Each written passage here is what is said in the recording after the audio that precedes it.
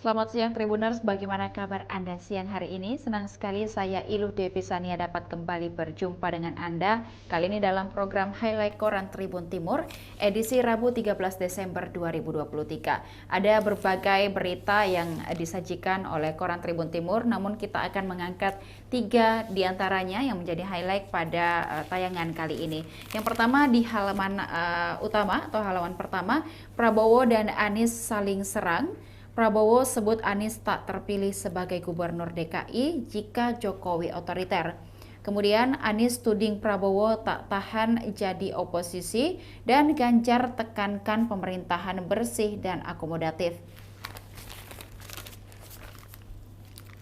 Calon Presiden atau Capres Anies Baswedan dan Prabowo Subianto saling serang di acara debat Capres pertama di pelataran Gedung KPU RI Jakarta pada Selasa 12 Desember 2023 malam. Debat bertema pemerintahan, hukum, HAM, pemberantasan korupsi, penguatan demokrasi, peningkatan layanan publik, dan kerukunan warga ini diwarnai dengan saling serang antara Anies Baswedan dan Prabowo Subianto. Aksi serang bermula ketika Anies Baswedan memaparkan gagasan mengenai penguatan demokrasi jika terpilih menjadi Presiden 2024.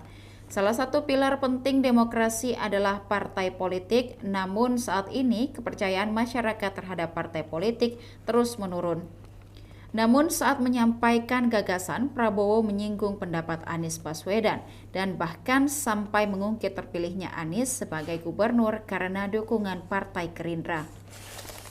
Kemudian Ganjar menganggap Prabowo tak tegas soal HAM. Saat debat antara Ganjar Pranowo dan Prabowo Subianto, Ganjar sempat bertanya mengenai pengadilan HAM. Ganjar bertanya soal apakah Prabowo akan membuat pengadilan HAM bila terpilih menjadi presiden. Ganjar juga bertanya apakah Prabowo akan membantu mencarikan makam aktivis-aktivis yang hilang di masa lalu. Ganjar menyayangkan Capres nomor urut 2 Prabowo Subianto tak menjawab pertanyaannya soal pengadilan HAM. Ganjar menyebut Prabowo tak tegas. Kemudian Tribuners, kita beralih ke halaman 12. Dari Kabupaten Maros, pelototan berujung maut. Andi, pelaku pembunuhan bos roti Maros, terancam hukuman mati. Tribuners, seperti yang kita ketahui bahwa pelaku dari pembunuhan bos roti Maros telah tertangkap pada Selasa kemarin, dan Andi alias Black 20 tahun tega membunuh bos roti Maros yang bernama Makmur 53 tahun bersama dengan anaknya Abdillah Makmur 27 tahun hanya karena dipelototi. Jasad Makmur dan Abdillah ditemukan dengan luka tusukan di rukonya di lingkungan Sanggalea, Kelurahan Taroada, Kecamatan Turikale, Kabupaten Maros, Sulawesi Selatan pada Rabu 6 Desember 2023. Pelaku Andi baru berhasil ditangkap 3 hari pasca kejadian pada Sabtu 9 Desember 2023. Saat hendak ditangkap, Andi sempat melawan sehingga diberi tembakan terukur. Polisi menemukan 17 luka tusukan pada tubuh Makmur, sedangkan Abdillah ada 12 luka tusukan di tubuhnya.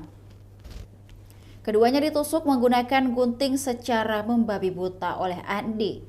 Hal ini disampaikan Kasat Reskrim Polres Maros Ibtu Slamet dalam konferensi pers di Aula Promometer Mapolres Maros pada Selasa 12 Desember 2023.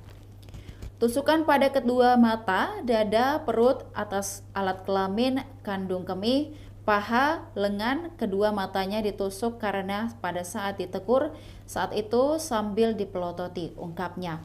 Slamet mengutarakan pelaku Andi memang kerap nongkrong di depan rumah korban.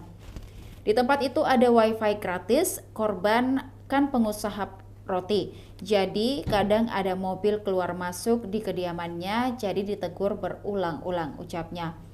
Pelaku merasa diperlakukan tidak baik dan muncullah rasa dendam. 3 hari sebelum kejadian, pelaku telah merencanakan pembunuhan tersebut. Tanggal 3 Desember itu sempat juga ditegur, tapi puncaknya itu pada tanggal 6 pukul 22 waktu Indonesia Tengah, pelaku memutuskan untuk membunuh korban, jelasnya. Andi masuk ke dalam ruko melalui jendela kamar korban Abdillah Makmur. Yang pertama kali dihabisi itu adalah Abdillah menggunakan gunting yang ada di dalam rumah tersebut, ujarnya. Atas perbuatannya tersebut, Andi dijerat pasal 340 sub pasal 338 KUH Pidana. Ancaman hukuman itu adalah ancaman hukuman mati atau penjara seumur hidup atau penjara selama 20 tahun, tegasnya.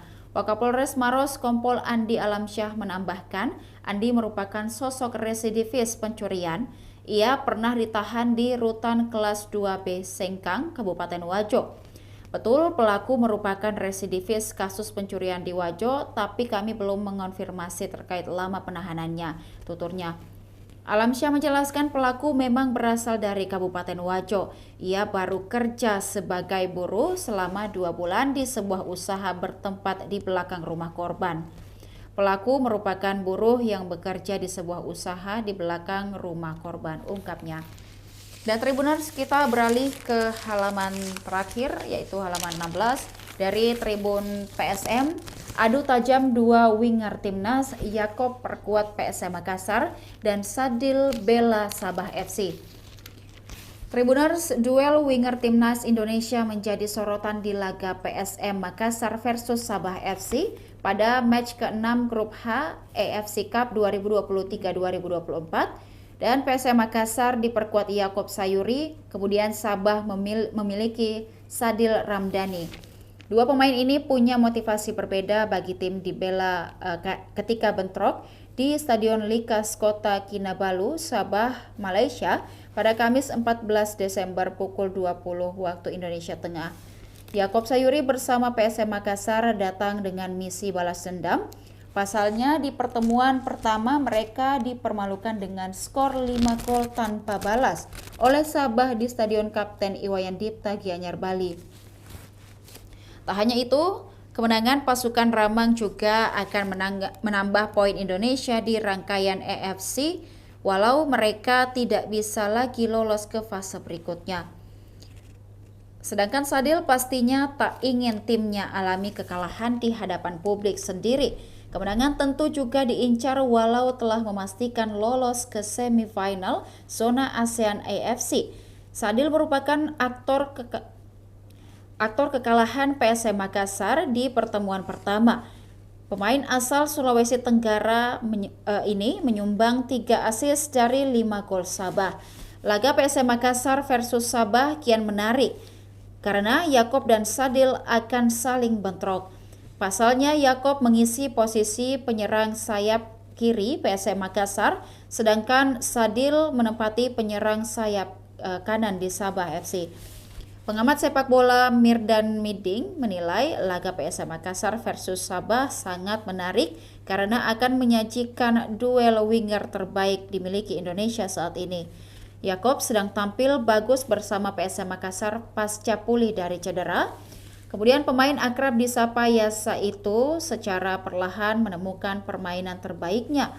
Di laga lawan Haipong FC, Yasa menjadi penyelamat PSM Makassar dari kekalahan berkat tendangan bebasnya. Sedangkan Sadil juga dalam top performa. Pemain nomor punggung 67 itu bersama Sabah telah mengkoleksi 7 gol dan 5 assist dari 22 laga. Yakob sedang bagus-bagusnya di klub dan Yakob jadi perusak pertahanan lawan. Sadil jadi mesin gol di Sabah. Kalau dua pemain ini tune up akan menjadi tontonan menarik, katanya saat dihubungi melalui telepon pada Selasa 12 Desember 2023. Mirdan menambahkan Yakob dan Sadil merupakan pemain cerdas. Keduanya selalu punya alternatif ketika alami kebuntuan menyerang dari sektor sayap. Biasanya Yakob, kata dia, akan melakukan akselerasi menusuk langsung ke jantung pertahanan. Sementara Sadil akan melakukan tendangan jarak jauh Dia memiliki akurasi tembakan yang bagus. Dan Tribuners, demikian highlight Koran Tribun Timur edisi Rabu 13 Desember 2023. Bagi Tribuners yang ingin membaca secara lengkap, Tribuners dapat mendapatkan Koran Tribun Timur di agen-agen terdekat, atau jika ingin berlangganan 80.000 per bulan dan 1 juta per tahun, Tribuners dapat menghubungi hotline subscriber di 0411 811 5500 atau hotline Tribun Family Card di 081 1413 5555. Demikian Tribun Timur Koran highlight hari ini. Saya Ilu Devi Sania beserta seluruh kru yang bertugas pamit undur diri. Saksikan berita-berita lainnya hanya di kanal YouTube dan Facebook Tribun Timur, mata lokal menjangkau Indonesia.